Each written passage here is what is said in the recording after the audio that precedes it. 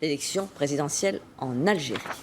Alors justement, en Algérie, le président Bouteflika, qui a 77 ans aujourd'hui, brigue un 4e mandat. Pour des raisons de santé, il est peu apparu pendant cette campagne, mais voici donc ces toutes dernières images à la télévision lors d'une audience accordée au chef de la diplomatie espagnole. Son équipe, en tout cas, met en avant la stabilité du pays et la fin des violences.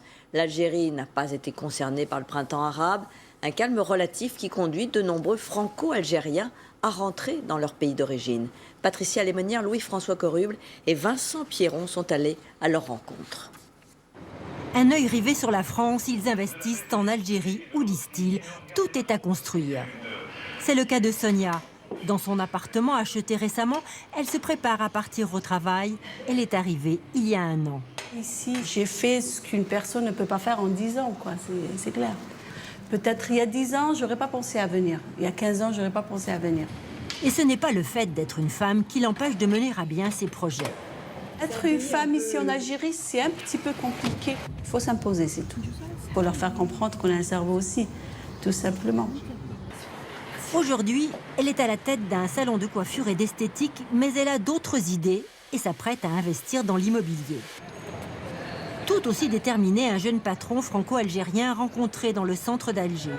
Arrivé il y a 2 ans avec sa jeunesse, son diplôme d'école de commerce en poche et une solide expérience de consultant, il est à la tête d'une entreprise de conseil. Il y a des gens qui disent qu'on n'est pas chez nous ni en France ni ici, alors que moi je me sens chez moi dans les 2 pays. On a une valeur ajoutée ici, on peut devenir une sorte de ciment entre ces deux pays et qui peuvent miser sur des personnes qui ont les 2 passeports pour consolider ces relations. Il a déjà embauché 6 salariés et ne compte pas s'arrêter là. Je ne regrette pas du tout ma décision de m'être installé.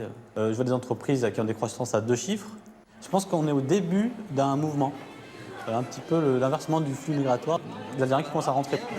Lieu de rendez-vous privilégié des Algériens rentrés au pays, ce restaurant.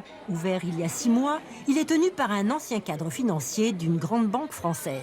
Il y a beaucoup de choses à faire et j'ai l'impression personnellement que petit à petit, les autorités commencent aussi à se tirer en main. Quitte à ce que ce soit des investissements étrangers, autant que ce soit des enfants du pays qui reviennent finalement. Impossible de comptabiliser ceux qui rentrent au pays, ils ne se signalent pas aux autorités. Une seule certitude, le secret qui entoure la maladie du président, candidat à sa réélection, ne favorise pas ce mouvement. L'avenir du pays reste trop incertain.